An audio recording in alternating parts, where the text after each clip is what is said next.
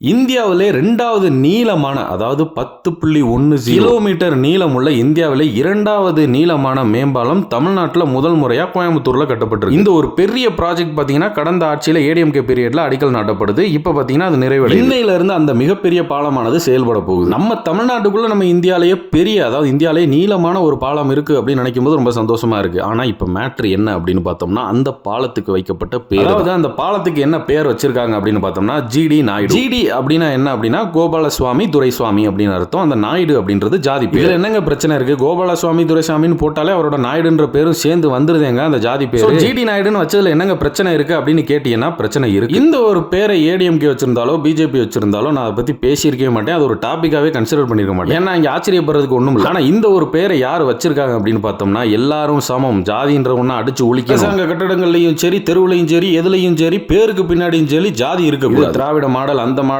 இந்த மாடல் அப்படின்னு கம்பு சுத்திக்கிட்டு இருக்க டிஎம்கே வச்சிருக்கு. அதாவது கோயம்புத்தூர்ல அமைக்கப்பட்ட இந்த ஒரு பாலத்துக்கு கோயம்புத்தூரை சேர்ந்த ஒரு பெரிய மனுஷனோட பேரை வைக்கிறியா? அதாவது அவரே சாதிச்சிருக்காப்ல நிறைய, அப்புறம் எதுக்கு அந்த ஜாதி பேர்? சொல்ல போனா இந்தியாவோட எடிஷன் அப்படின்னு அழைக்கப்படுற கோபாலசுவாமி துரைசுவாமியோட பேரை வைக்கிறீங்க. அவரோட பேருக்கு பின்னாடி இந்த நாயுடு எதுக்கு? இதுல ஃபன் ஃபேக்ட் என்னன்னா, அவர் பேர்ல நடத்தப்படுற ஒரு ஸ்கூல், அதாவது மெட்ரிகுலேஷன் ஹையர் செகண்டரி ஸ்கூலா இருக்கட்டும், ஒரு பப்ளிக் ஸ்கூலா இருக்கட்டும், அதுக்கே பாத்தீங்கன்னா ஜிடி மட்டும்தான் இருக்கு, நாயுடு இருக்கிறப்ப என்ன பர்பஸ்க்கு ஜிடி நாயுடுன்றத, அதாவது இவங்களே பெருமை பேசுறதுக்காண்டி சொல்லிக்குவாங்கலாம். இந்த தெருக்கல்ல, சாலையில இந்த மாதிரி ஒரு பெரிய நபர்களோட பேருக்கு பின்னாடி ஜாதி வரது இருக்கக்கூடாது அப்படின்னு அரசாணையை இவங்களே பிறப்பிப்பாங்க. அதே டெய்லர் அதே வாடகை அப்படின்ற மாதிரி அதே அரசாங்கம் தான் பாத்தீங்கன்னா இந்த தலைமையில ஓபன் பண்ற ஒரு பாலத்துக்கு ஜிடி நாயுடு அப்படின்னு பேர் வச்சிருக்காங்க.